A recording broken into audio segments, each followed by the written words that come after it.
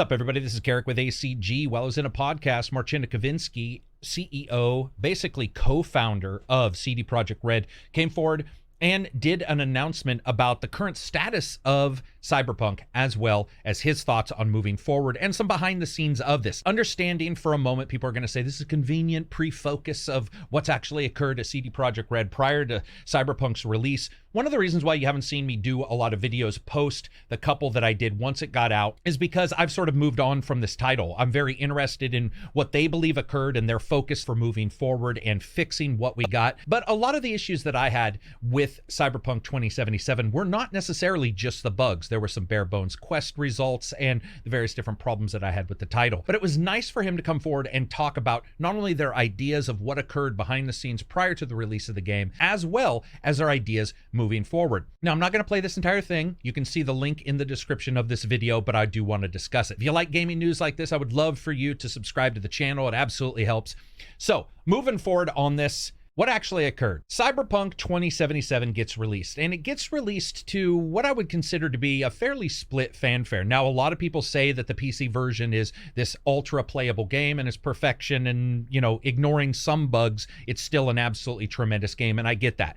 You have the console side where I think you had more people explaining the issues that they had. One of the nice things about him coming forward and talking about what occurred is they talk about the particular instance that they had and the particular incidents of problems that they had with the old gens when it comes to their streaming in the engine. So what this is this is feeding the entire engine. This is feeding all of the data into the graphics engine and trying to get the speed that they can get out of those hard drives and out of just the memory bandwidth itself into the game engine, and they just couldn't do it. And that's why we get some of the issues that we get with the old generation consoles. They've, of course, gone forward and stated that they would be backing up all of their word and what they've stated, and they will be making sure to patch this up on all the systems. They're not just going to suddenly stop. They've moved some time frames around, and if you go to this and you watch the actual video, you'll see some time frames that they've put forward. My issue with all versions of this game weren't really tied to a lot of the things he talked about. The streaming technology and the issues that I had on the consoles were for sure there, and it was unacceptable, but there were also issues with everything from bugs, just again, to the way the game actually played.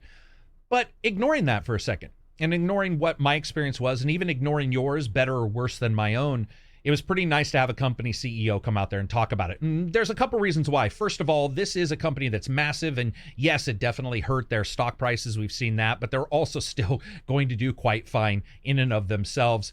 I did like that he came forward and said, you know, you guys have supported us by pre-ordering our games in the past and by understanding that we release good titles, and we didn't do that here. And I think that that's a good way for a company to start sort of the healing, you know, and move forward. And that's what really needs to happen. I mean, we can sit here and we can make 1,000 YouTube videos about it, and that'll certainly make people's channels. We can do that. But at the same time, we also have to move on to other games and move on to other situations. And what's nice here is while we do that, they go back and they try to make Cyberpunk what it was actually supposed to be. And it's sad. We really are at that stage of grief where we have to accept what we've got and look at the mitigating circumstances, how we got there, but also looking at sort of mending some fences and decided, do you return to it later during the DLC? Or maybe do you return to it later when they patched it up? Or do you decide to just move on? Because there are other games either coming out or currently out that have a Cyberpunk feel to them, whatever that may be and whatever you may like. This is still good, though, from a company standpoint. We've seen some trash games before, and we've really never seen an apology like this.